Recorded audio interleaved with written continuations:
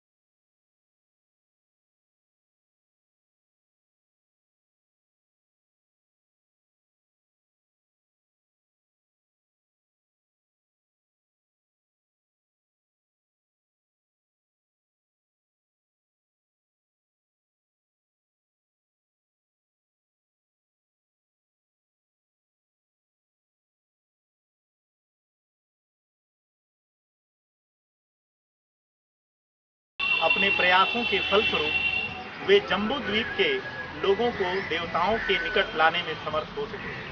वह अपनी प्रजा से आकांक्षा रखते हैं कि चाहे वे प्रतिष्ठित व्यक्ति हों या निचले दर्जे के हों, प्रयास करते रहें ताकि वे परम सुख प्राप्त कर सकें। इस अभिलेख की अवह स्थिति इस तथ्य को स्पष्ट करती है कि मौर्य काल में दिल्ली व्यापारिक केंद्रों और प्रांतीय राजधानियों को जोड़ने वाले प्रमुख मार्ग महाराजा पथ पर स्थित था। This minor rock edict of some great Mauryan emperor Ashoka was discovered in 1966 by the Archaeological Survey of India. The 10 lines record in Pali language and engraved in Dhamma script on the rugged rock of the Aravalli represent a shorter version of his minor rock edict. It bespeaks of his exertion in the cause of Dhamma. Ashoka was able to bring his countrymen closer to the God. He appealed to his subjects, irrespective of their social status, to exert so that they might attain heaven.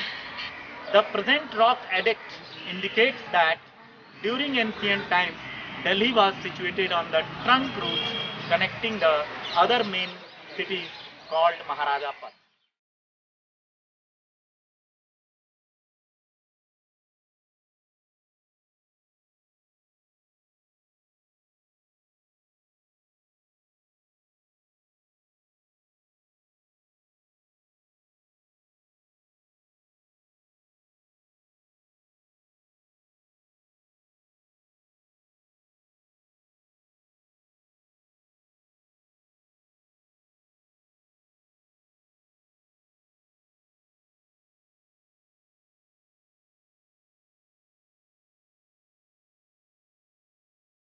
आज 2276वां धम्म विजय दिवस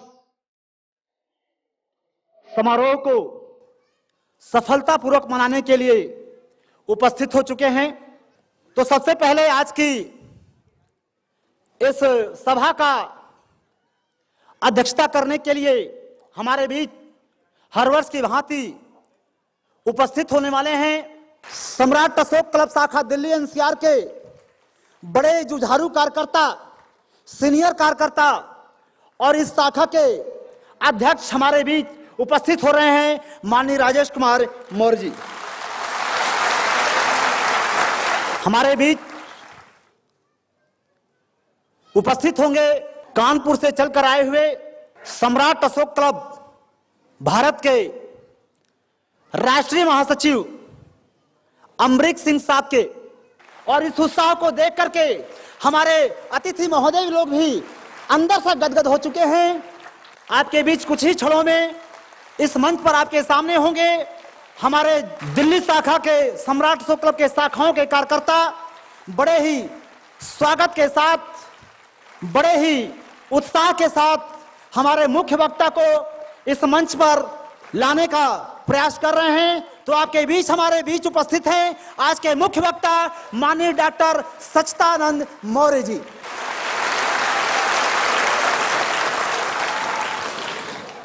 आपके बीच एक भिक्षु उपस्थित हो रहे हैं, लेकिन ड्रेस के पहनावे से जरूर वो भिक्षु लगते हैं आप लोगों को, और भिक्षु हैं भी, लेकिन कोई साधारण भिक्षु नहीं है, साधारण वो भंते नहीं हैं, बल्कि असाधारण भंते। दिल्ली में एक अशोका मिशन संस्था है, एक अशोका मिशन बुद्ध विहार है, जिसके वो अध्यक्ष हैं। तो मैं पूजनीय भंते लामा लोबजक जी को आपके बीच उपस्थित होने का आग्रह करूंगा। हमारे कार्यकर्ता बड़े ही उत्साह के साथ उनको मंच की तरफ ला रहे हैं। माननीय एवं पूजनीय, एक बार खड़े होकर के स्वागत करिए, तालियों के साथ स्वागत करिए। और आज के मुख्य अतिथि हैं हमारे पूजनीय भंते जी, तो एक बार जोरदार तालियों से स्वागत। अब मैं माननीय राजेंद्र सिंह जी से आग्रह करूंगा कि आप आए और आज की अध्यक्षता कर रहे हैं हमारे अध्यक्ष माननीय राजेश कुमार मौर्य जी का सम्मान करें राष्ट्रीय चिन्ह की प्रतिमा देकर के। जोरदार तालियों से स्वागत। इसके बाद माननीय दिनेश सिंह मौर्य सम्राट अशोक क्लब शाखा दिल्ली एनसीआर के मीडिया प्रभारी हैं कि माननीय अमरीक सिंह साहब जी को का सम्मान करें राष्ट्रीय चिन्ह को देकर के।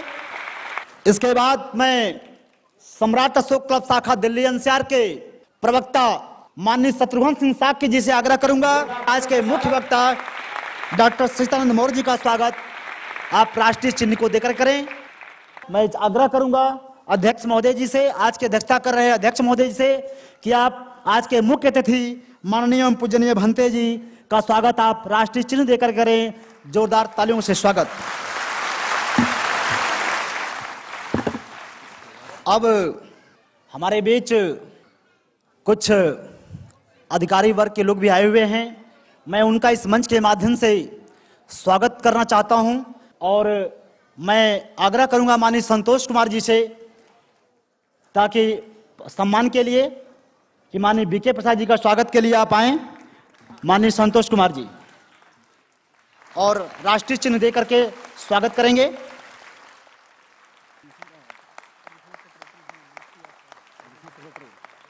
मैं चाहूंगा माननीय संतोष कुमार जी का स्वागत हमारे मीडिया प्रभारी शाखा दिल्ली प्रदेश के द्वारा स्वागत हो।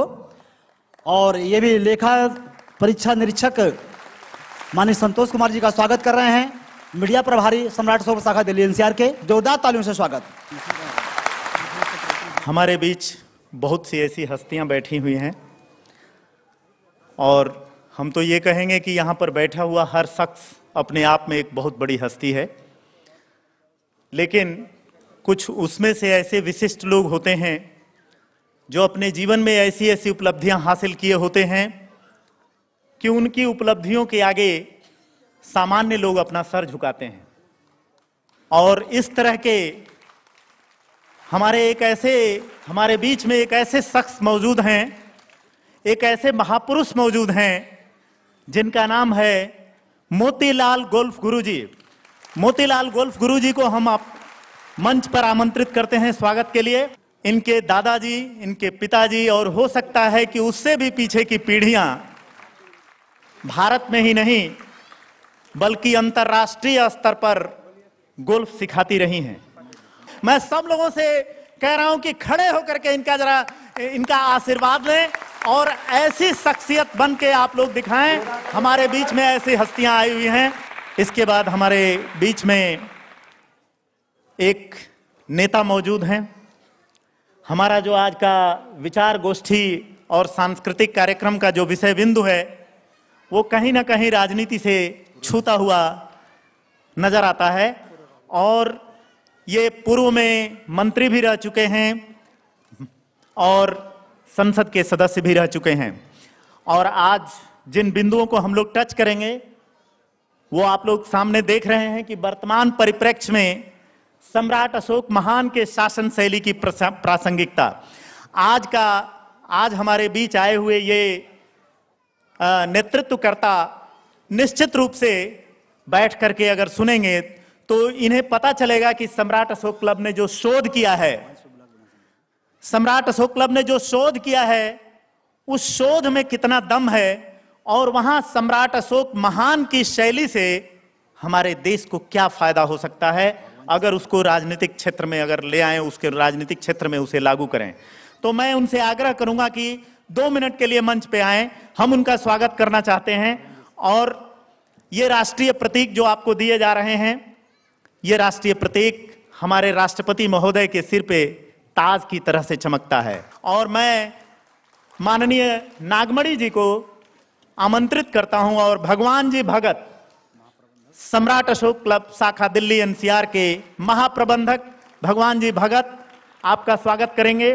और आपसे उम्मीद है कि राजनीति में आपकी खूब सफलता हो, इस तरह का हम लोग चाहत रखते हैं।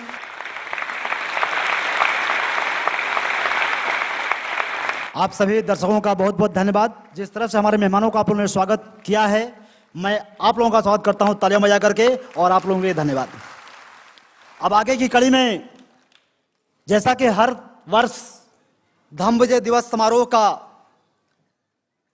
कार्यक्रम का जो प्रारंभ होता है, महामानव विश्व गुरु एवं इस राष्ट्र की, इस भारत देश की राष्ट्रीय चिन्ह अशोक के स्तंभ के सम्मान में उनके समक्ष पंचशील दीप प्रज्वलित करके प्रारंभ किया जाता है।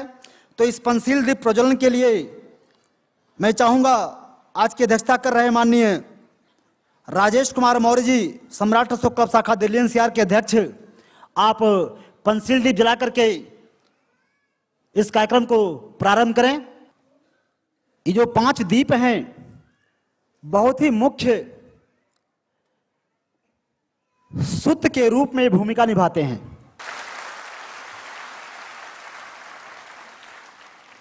जोरदार तालियों से स्वागत।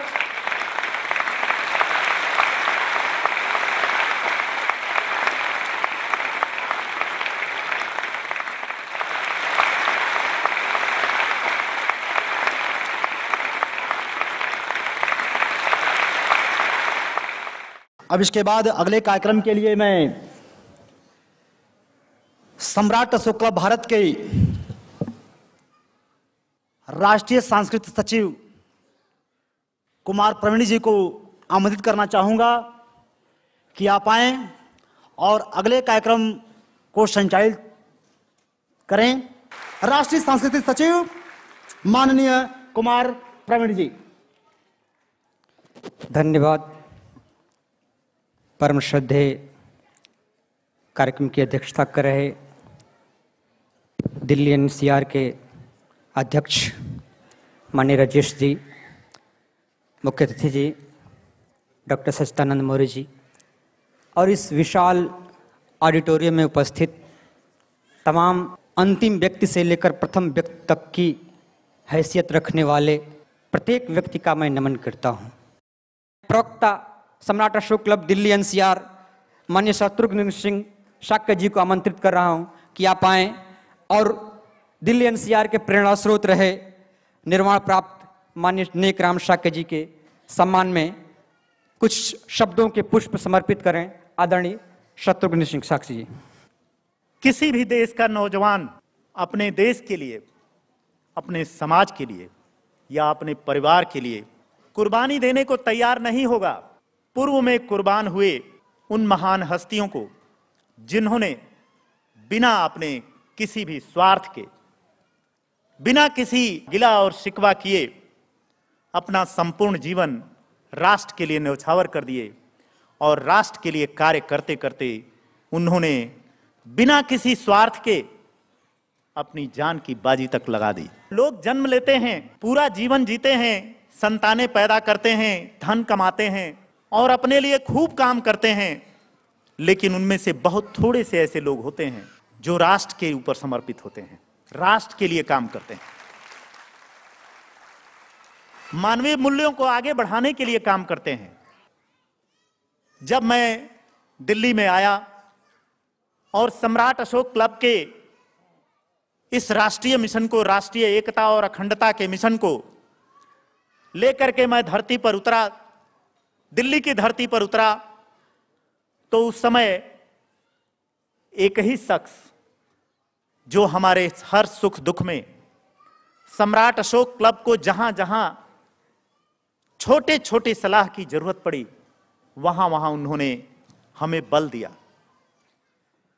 ऐसे महापुरुष माननीय नेकराम शाक्य जी, जिनका जन्म 1 जुलाई 1955 में एक छोटा सा गांव जो फर्रुखाबाद जिले में है, जिसका नाम है चंदुया, बहुत गरीब परिवार में उनका जन्म हुआ था।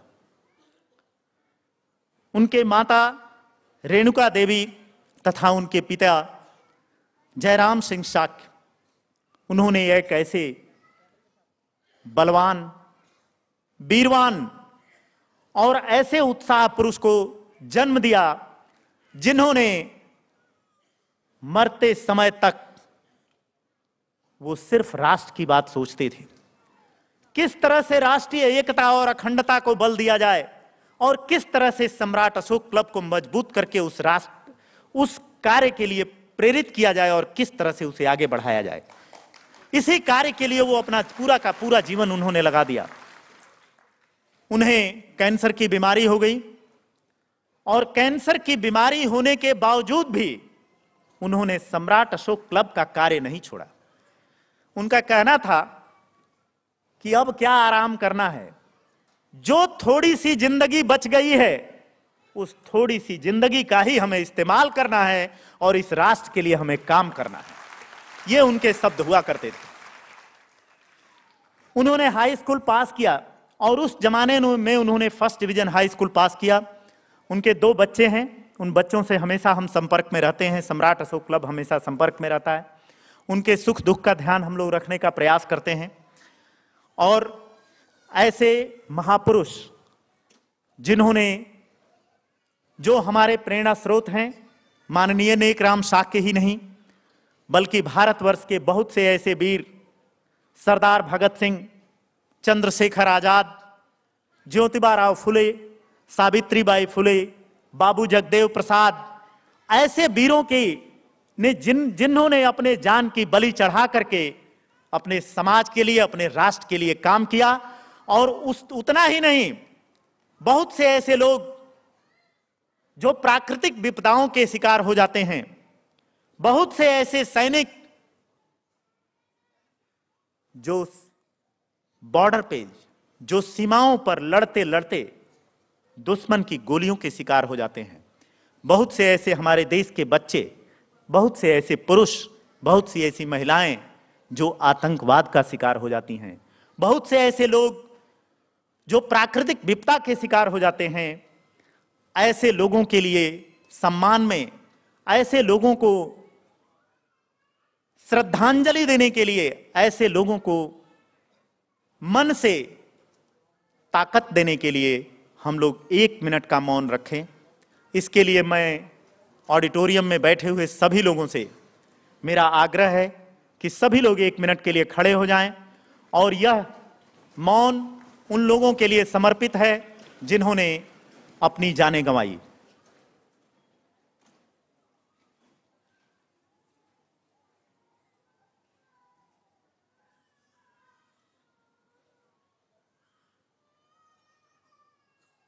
धन्यवाद। मैं सभी लोगों से आग्रह करूंगा कि वे लोग अपना अपना सीट ग्रहण करें और हमारे संचालक महोदय, सांस्कृतिक मंत्री, सांस्कृतिक सचिव, राष्ट्रीय सांस्कृतिक सचिव माननीय प्रवीण जी आए और अपना कार्य संभालें। धन्यवाद। ये हमारा इतिहास गवाह है कि समय ने जब से अंधेरों से दोस्ती की है, हमने जला के अपना घर रोशनी की है।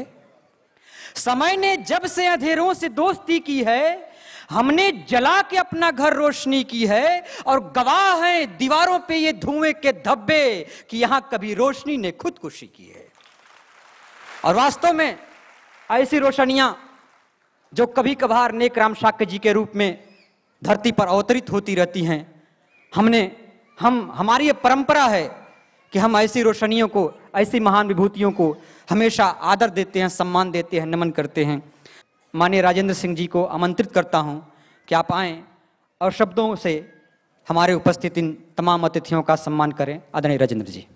सर्वप्रथम विश्व गुरु सम्यक संबुद्ध तथागत भगवान गौतम बुद्ध को नमन करते हुए खंड खंड भारत को एक सूत्र में बांधकर अखंड भारत के निर्माणकर्ता प्रथम चक्रवर्ती सम्राट चंद्रगुप्त मौर्य, सम्राट अशोक क्लब का शुरुआत 2 फरवरी सन 1996 को सिद्धार्थनगर जमानिया गाजीपुर उत्तर प्रदेश भारत में की गई थी, जिसके संस्थापक एक महान मानवता प्रेमी माननीय सुभाष सिंह मौर्य, जिसके संरक्षण में पिछले 18 सालों से सम्राट अशोक क्लब यह कार्य करता आ रहा है। हमारे मुख्य अतिथि पूजनीय भंते माननीय लोबचंद जी, अध्यक्ष सम्राट अशोक, अध्यक्ष महरौली, नई दिल्ली, आपने अपना अमूल्य समय निकालकर इस सभा में आए हैं। आपका मैं सम्राट अशोक क्लब शाखा दिल्ली एनसीआर की तरफ से हार्दिक अभिनंदन करता हूं। आज की अध्यक्षता कर रहे सम्राट अशोक क्लब शाखा दिल्ली एनसीआर के अध्यक्ष माननीय राजेश कुमार जी का मैं हार्दिक अभिनंदन करता हूं।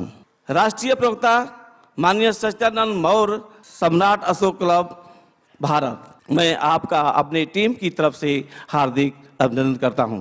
राष्ट्रीय महासचिव माननीय अमरीक सिंह जी, जो आप कानपुर से चलकर यहाँ हमारे इस कार्यक्रम में शरीक हुए हैं, आपका मैं हार्दिक अभिनंदन करता हूं। अब ज़्यादा समय न लेते हुए मैं अपनी वाणी को यहीं विराम देता हूं। जय सम्राट अशोक महान, जय भारत। धन्यवाद। ये थे हमारे सम्राट अशोक क्लब शाखा दिल्ली एनसीआर के उपाध्यक्ष, शब्दों से आपका स्वागत कर रहे थे। अब मैं चाह रहा हूं कि आपका स्वागत गीतों के साथ हो। गीतों में वो ताकत होती है, गीतों में वो ऊर्जा होती है जो मन को झंकृत करने का काम करती है। गीतों के बारे में कहा गया है कि 100 बार मरे होंगे सपने, 100 बार ढले होंगे आंसू, सहते सहते हद से बाहर जब कोई दर्द गया होगा, तब किसी प्यासे होठों पर गीतों ने जन्म लिया होगा। गीतों के साथ आपके स्वागत के लिए मैं माननीय श्रीकांत मेहता जी को आवाज दे रहा हूं। माननीय श्रीकांत मेहता जी। स्वागतम स्वागतम आपका स्वागतम, स्वागतम स्वागतम आपका स्वागतम। आप आए हमें एक निधि मिल गई, स्वागतम स्वागतम आपका स्वागतम। आप आए हमें एक निधि मिल गई, स्वागतम स्वागतम आपका स्वागतम। दीप्य दर्शन से दिल की कली खिल गई, दीप दर्शन से दिल की कली खिल गई। आप आए हमें स्वागतम मिल गई, आपके चरणों की सेवा मिल गई। स्वागतम स्वागतम आपका स्वागतम, स्वागतम स्वागतम आपका स्वागतम, स्वागतम स्वागतम आपका स्वागतम। कैसा पावन सुहावन समय आ गया है, कैसा पावन सुहावन समय आ गया है। आप आए हमें एक निधि मिल गई। स्वागतम स्वागतम आपका स्वागतम, स्वागतम स्वागतम अतिथियों का स्वागतम, स्वागतम स्वागतम अतिथियों का स्वागतम, स्वागतम स्वागतम आपका स्वागतम। धन्यवाद। अभी स्वागत गीत प्रस्तुत कर रहे थे श्रीकांत जी। राष्ट्र आराधन गीत के लिए मैं दिव्य दर्शन कला मंच ग्रुप के पार्श्व गायक, निर्देशक, संचालक दुर्गानंद शाक्य जी, आपके निर्देशन में दिव्य दर्शन कला मंच ग्रुप अभी राष्ट्र आराधना के लिए आ रहा है। राष्ट्र आराधन गीत से आप जुड़ें।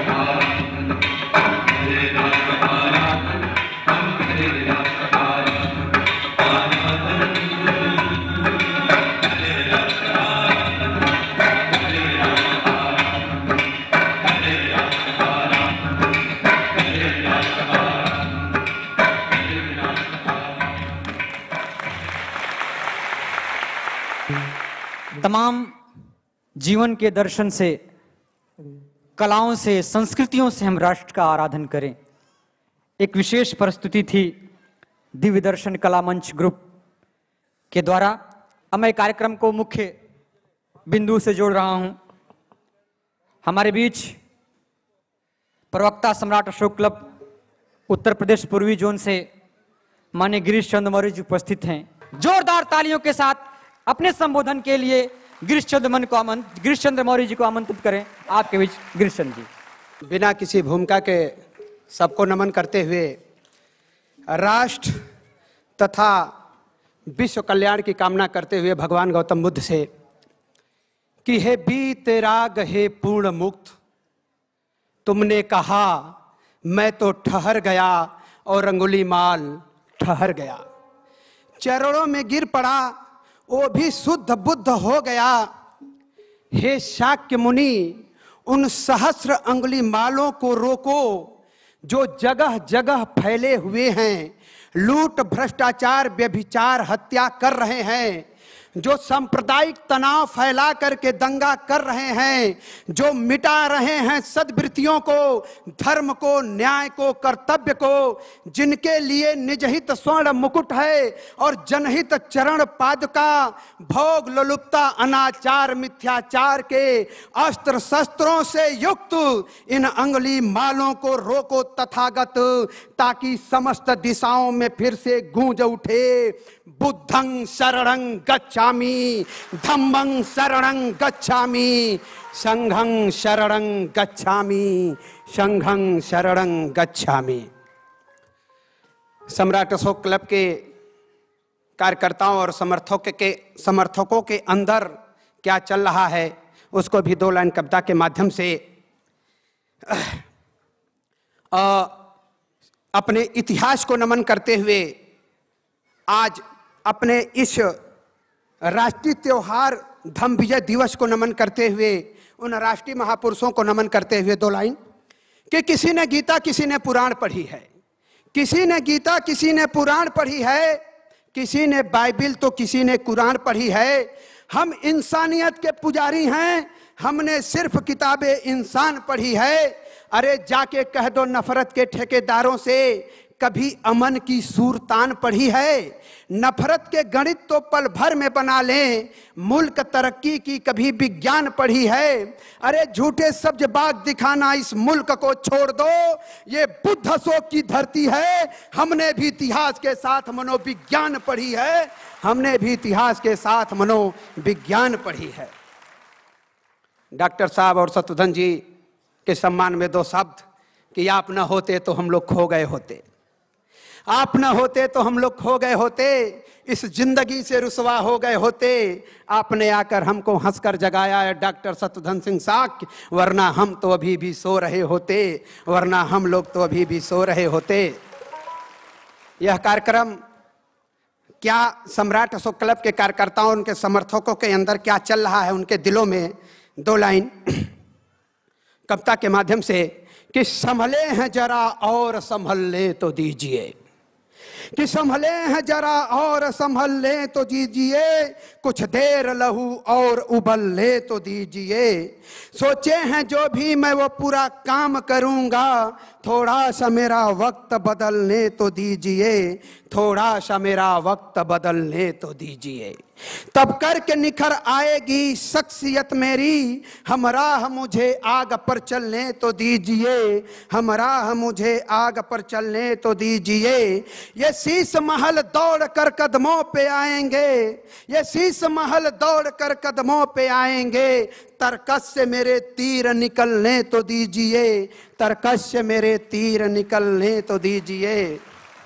जब धम्म विजय दिवस की शुरुआत हुई थी तो 6-7 लोग थे, आज हम लोग कहां से कहां पहुंचाए, तो कहना पड़ा कि माहौल बदल जाएगा कुछ दिन में मेरे दोस्त, माहौल बदल जाएगा कुछ दिन में मेरे दोस्त, जहनों में जमी बर्फ पिघलने तो दीजिए, जहनों में जमी बर्फ पिघलने तो दीजिए। यही कार्यक्रम अगर देहात में होता, उमस भरी गर्मी में होता, आप लोग ऐसी हाल में बैठे हैं, और जब भी यह कार्यक्रम देहात में होता है, टेंट डाल करके या खुले में जब शोभा यात्रा निकलती है तो बहुत सारे लोग इकट्ठा होते हैं, जैसे यहाँ इकट्ठा होते हैं, क्योंकि लोगों को यह पता है कि जब उमस होगी तभी जाकर के बरसात होगी। तो कहना पड़ा कि कोई नहीं रेत के घर में प्यासा तरसेगा, गहरी उमस साफ कहती है कि पानी बरसेगा। ये आप लोग सोच लीजिए कि मैं उमस में बैठा हूं, तो कहना पड़ा कि कोई नहीं रेत के घर में प्यासा तरसेगा, गहरी उमस साफ कहती है कि पानी बरसेगा। गीत घरौंदे भरी भीड़ में आंखें खोलेंगे, चुप्पी साधे हैं जो चेहरे जी भर बोलेंगे। भूखे बच्चों को यह मौसम थाली परोसेगा, कोई नहीं रेत के घर में प्यासा तरसेगा, गहरी उमस साफ कहती है कि पानी बरसेगा। टूट गए से सपनों की भरपाई होगी ही। जो 2000 वर्ष पहले हम लोगों को सपना टूटा है, तो कहना पड़ा कि टूट गए से सपनों की भरपाई होगी ही, होगी नहीं जिंदगी अपनी अब आधी आधी। हर्षेंगे दालान दुआरा, आंगन हर्षेगा, कोई नहीं रेत के घर में प्यासा तरसेगा, गहरी उमस साफ कहती है कि पानी बरसेगा। अंत में 2 लाइन और जोड़ते हुए, कितना कठिन काम सम्राट अशोक क्लब के लोग कर रहे हैं। गांव में गांव ठंडी गर्मी बरसात के महीने में जाकर एक एक आदमी को राष्ट्रीयता का पाठ पढ़ाना। तो कहना पड़ा कि बर्फीले पहाड़ पर भी हम पद चिन्ह बनाएंगे, काई का अस्तित्व फिसलते पांव बताएंगे। बर्फीले पहाड़ पर भी हम पद चिन्ह बनाएंगे, काई का अस्तित्व फिसलते पांव बताएंगे। ये सारे परिंदे लौटकर एक दिन अपने घर को आएंगे और हम सब पुनः मिलकर नया इतिहास बनाएंगे। देखें कौन हमें अब रोकेगा, गहरी उमस साफ कहती है कि पानी बरसेगा। इसी के साथ आप सभी लोगों को नमन करते हुए कि जिन्होंने किया प्यार उनको नमन, कि जिन्होंने किया प्यार उनको नमन, था सताया जिन्होंने उन्हें भी नमन। न शिकवा शिकायत न कोई गिला, लहलहाता रहे हर किसी का चमन, लहलहाता रहे हर किसी का चमन। बहुत बहुत धन्यवाद। बड़ी कसमसाहट है भाई गिरीश जी के शब्दों में। तुम्हारे गुनगुनाने का कोई मतलब है, तुम्हारे मुस्कुराने का कोई मतलब है, तुम्हारे यह संकेत व्यर्थ के नहीं हैं, तुम्हारे कसमसाने का कोई मतलब है। बहुत बहुत धन्यवाद। गौतम बुद्ध ने कहा था अंगुलीमाल को कि मैं तो ठहर गया, तुम कब ठहरोगे। मैं तो रुका हूं, लेकिन आप गतिशील रहिए। मंगल दीप जले, जलाओ दिए पर रहे ध्यान इतना, अंधेरा धरा पर कहीं रह न जाए। मैं सम्मान के साथ, करतल ध्वनि के साथ अपने राष्ट्रीय महासचिव को उद्बोधन के लिए डैश पर आमंत्रित करता हूं। जोरदार तालियों के साथ हमारे राष्ट्रीय महासचिव अपने उद्बोधन के लिए। सर्वप्रथम मैं विश्वगुरु तथागत भगवान गौतम बुद्ध को स्मरण करते हुए उनके चरणों में कोटिशा नमन करता हूं। साथ ही भारत के प्रथम चक्रवर्ती सम्राट चंद्रगुप्त मौर्य जी को स्मरण करते हुए उनका भी सत सत नमन करता हूं। साथ ही विश्व विजेता सम्राट अशोक महान को स्मरण करते हुए नमन करता हूं और इस समस्त विश्व के उन तमाम महापुरुषों को भी मैं सत सत नमन करता हूं जिन्होंने भौगोलिक, सांप्रदायिक, जातीय सीमाओं को तोड़ते हुए मानव के कल्याण के कार्य किए, उन्हें भी मैं सत सत नमन करता हूं। इस भव्य एवं विशाल ऑडिटोरियम में उपस्थित हमारे तमाम विद्वज्जन, हमारे मुख्य अतिथि पूज्य भंते लामा लोबजंग जी का भारत के इस अतुल्य संगठन सम्राट अशोक क्लब के राष्ट्रीय प्रवक्ता माननीय डॉक्टर सच्चिदानंद मौर्य जी, दिल्ली एनसीआर के अध्यक्ष राजेश मौर्य जी एवं